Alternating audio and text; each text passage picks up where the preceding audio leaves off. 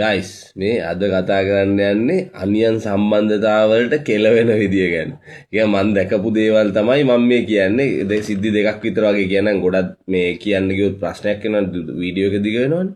හරි මෙහෙමයි සිද්ධිය. ඔන්න මගේ යාළුවෙක් හිටියා.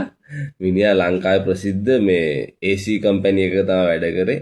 ඉතින් මිනිහා ගෙවල් ගාන යනවා සාමාන්‍ය ගෙවල් වලටත් යනවා. ඉතින් හොඳ ක්ලාසි ෆැමිලි ඒ වගේ මිනිස්සු ඉන්න ගෙවල් වලටත් යනවා. කොහොම හරි ඉතින් ඕම ගිහිල්ලා මිනිහට හම්බුණා ඒ ක්ලාසි ෆැමිලි එකක අර හයි ක්ලාස් අර ඉන්නේ.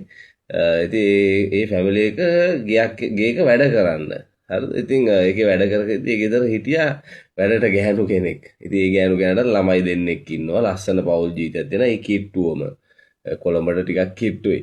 හරිද? කොහොම හරි ඉතින් මෙයාත් වේලි වේලි හිටියද මං කියන මගේ යාළුවා. එයාටත් එක ළමයෙක් ඉන්නවා. නෑ දැන් ළමයි දෙන්නෙක් ඉන්නවා. හරිද?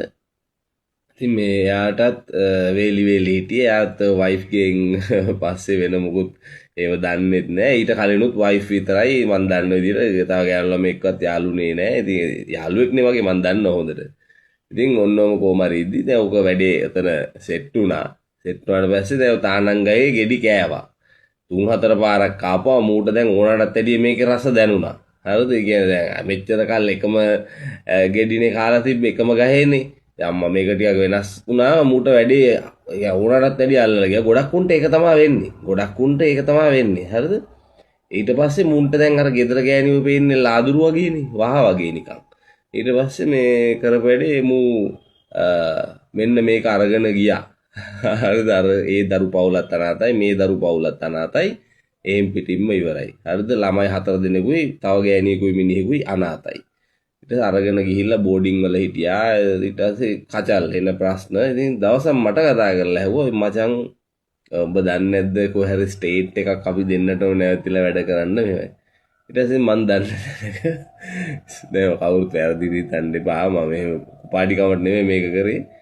දන්න දැනක ඉතින් මම මගෙත් එතන ඉඩමක් තියෙනවා. ඉතින් ඒ නිසා මම එතන ඒ ස්ටේට් එකේ අයිතිකාරයට කතා කරලා මම කොහොම මෙහෙම ඉන්නවා. එයාත් මට කලින් කියලා තිබ්බ කවුරු හරි විශ්වාසවන්ත කෙනෙක් හිටියොත් කියන්න කියලා.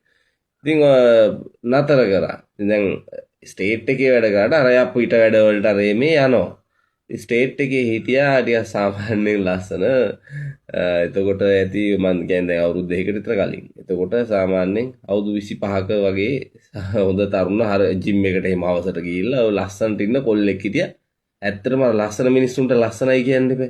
නිකන් අර නළුවෙක් ඉන්නේ මේ හේමාල් අන්න ඒ වගේ තමයි පෙනුම ටිකක් ඒ වගේ උසයි මටත් වැඩි උසයි. මාත් අඩි 6ක් උසයිනේ මටත් වැඩි උසයි පොඩි එකා. ඊට පස්සේ කොහොම හරි අන්න ගහ දෙනවා දැන් පොඩි එකාටත් ගෙඩි කඩන්න. ඊට පස්සේ කොහොම හරි වැඩේ මාට්ටු වුණා. මාට්ටු වුණාට පස්සේ අරු වහකණ්ඩ ගිහිල්ලා එන්න ප්‍රශ්නයක් වෙලා ඒ කොල්ලගෙන් ගුටිත් කාලා ඊට පස්සේ එතන රස්සාවලුත් නැති කරා මටත් කෝල් කරලා ඒකේ ඕන කතා කරලා බැනලා මෑයි මේ වගේ සත්තුන් එව්වා මම කිව්වේ මැරීඩ් කියලා දෙන්නේ. මැරීඩ් නෑනේ ඒක. හරිද? මං අර යාළුකමට තමයි උදව්වක් කරේ. මම එකයි කිව්වේ වැරදියට හිතන්න එපා මං ගැන. මං එහෙම නරක මිනිස්සෙක් නෙමෙයි. යාළුවෙක්. ඉතින් මං ওই ජීවිතේ දැක්ක දෙයක්. ඉතින් ඕක ඔය එකක් අනියම් සම්බන්ධතාවයක. හරිද? දැන් මම කියන්න පිරිමි කෙනෙක්ට වෙච්ච සිද්ධියක්. ඒ කියන්නේ ඒ ගෑනු කෙනාගේ පැත්තනේ ඔය මම මේ කිව්වේ වැඩිපුර. හරි. එතකොට මෙහෙම සිද්ධියක් වුණා. ඔන්න ඒත් යාළුවෙක් තමයි කරන්න දෙයක් නැහැ. දැන් මේවා දැක්කාම ඉතින් කරන්න දෙයක් නැහැ. මට බොරු කියන්න බෑ. ඉතින් මම දැක්ක මගේ ජීවිතයේ අත්දැකීම්නේ. ඔන්න මේ එකෙක් හිටියා මන් දන්න හොඳට මම හිතන්නේ මුළු ගවම දන්නවා. මේ මෙහෙ නෙමේ අපේ එහි පැත්තට. ඔය කියද්දි අප්සෙට් වෙනවා හරිද? මුගේ වැඩේම ගෑණියෙක් දැක්ක ගමන් කියන්නේ ආම්මා මේක මෙහෙම යරකය කතාම හදන එක තමයි කරන්නේ. ඊට පස්සේ මූට කොහොම හරි යන්නේන මන් නැති නන්නස්තර වෙච්ච මිනිහත් කුඩු ගහන ළමයි දෙන්නෙක්ද කොහෙද ඉන්න යන්නේන මන් නැති ගෑණියෙක් සෙට් වුණා. හරිද? මුගේ ජීවිතේටම මූ ඔය මං හිතන්නේ ඒකක් සෙට් වුණාමද කොහෙද? ඒ අනියම් සම්බන්ධතාවය නැතුව මූ ඔය අර ඒ වගේ අර අකුරු තුනේ ගෑනු ඉන්න තැන් වලට එතකොට ඊට අමතරව වීදි ගණිකාවොත් අරන් යනවා කියලා මං දන්නවා සහ සමලිංගික අර ඉන්නේ අර මේ ගෑනු ළමයි වගේ අන්න උන් එක්කත් යනවායි කියලා ඒකත් අපි දන්නවා. හරි ඒ දැනගත්තත් අර වගේ එකක් සෙට් උනේ මේ අපි දැනුවත් ඒ පළවෙනි එක. හරිද? අම්මා මූ හිතුවේ දැන් මේක තමයි චූඩමාණික්කේ කියලා. ඇයි අරක මුගේ ගෑනිටත් මම හිතන්නේ ළමයි එවකට තුනක්ද කොහෙද හිටියා. හරිද?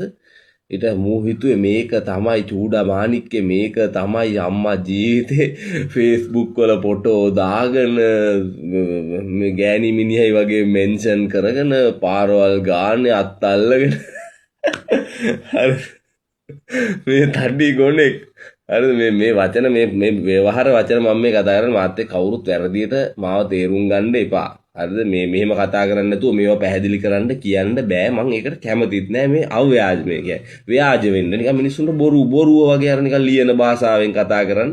ඒකට මං කැමති නෑ. හරිද?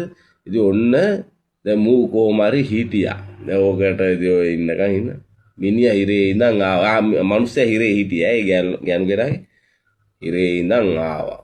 අම්මා ඊට පස්සේ මූ අනාතයි. මූ අනාතෙලා අන්තිමට මොකද වුනේ මේකේ හැමතැනම ගියේ කොහමද දැන් මුළු ගම්ම දන්නවා මේ මෙහෙමයි මූ තමයි නඩත්තු කරේ කණ්ඩ දුන්නේ කොණ්ඩ ස්ට්‍රේට් කරලා මට මතකයි අර ඉස්සර තිබ්බ ග්ලෝරිද ගෝරිද කියලා ක්‍රීම් එකක් මට මතක නැහැ ගෝරි කියලා තමයි අපි විහිළුවට කියන්නේ ග්ලෝරි වෙන්න ඕනේ මට මතක අන්න ඒවා මට හුඩු 10 15 මූ බණ්ඩල් ඕඩර් කරලා දුන්නේ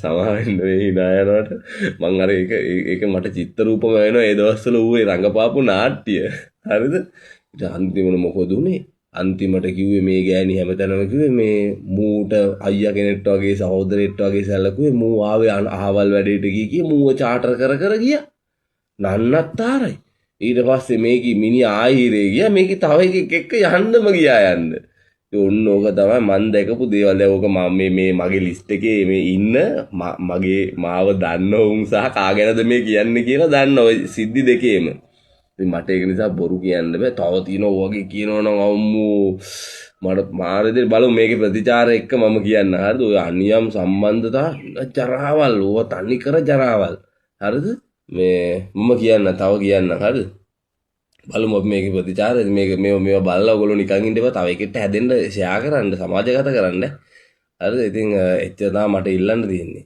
වෙන නම් මට කිසි දෙයක් ඕනේ නැහැ නේ ලයික් කමෙන්ට් නම් නැතුණත් කවන්න මේක මේ ෂෙයා කරන්න නෑ තව කවුරු හරි දකින්නවනේ ඒ දැක්කට පස්සේ අම්මා මේක මෙහෙමයි වෙන්නේ කියලා එක්ක ඕක කරන එක හරියට පිළිවෙලට හරි කරයි කාලකන්ණි නොවි ඔය වගේ දරුවෝ ගෑනු අනාථ කරන්නේ නැතුව අර සුද්ධෝ වගේ සුද්ධෝ කරන්නේත් එහෙම උන් ඒ වගේ දේවල් මේ සම්බන්ධ අරේව අනියම් නෙමෙයි නේ නිකන් හූ කපුන් ඒ වැඩේ කරා එතනින් පස්සේ ආයේ හෙලෝ සුදු අම්මි සුදු මහත්තයා කියලා කතා කරන්නේ ඊට පස්සේ ආයේ පාරේ දැක්ක තත වෙනුම ගියා එච්චර යන්නේ එහෙමයි සුද්ධෝ දැන් අපි රටවල් වල හිටියා අපි ඒව දැකලා තියෙනවා අපි ඒව කරලත් තියෙනවා බොරු කියන්න ඕනේ ඒව එහෙමයි ඒ සාමාන්‍ය ඒකනේ එකක් බොනවා වගේ සාමාන්‍ය සෙට් එසෙන්ෂියල් දෙයක් නේ ඒක අත්‍යවශ්‍ය දෙයක් මේ ඒක එච්චරයි හරිද මේ එහෙම නෙමෙයි අම්මට හුඩු මුන්ට එකක් සෙට් වෙච්ච එක මම අම්මෝ මේක තමයි චූඩමාණික්කේ මේක තමයි මගේ සුදු අම්මි මැනික සුදු තාත්ති අම්මට හුඩු එන්න කතන්දර ඉතින් හරි ඉතින් බොහොම ස්තුතියි මේවා බලනකොට ඕගොල්ලෝ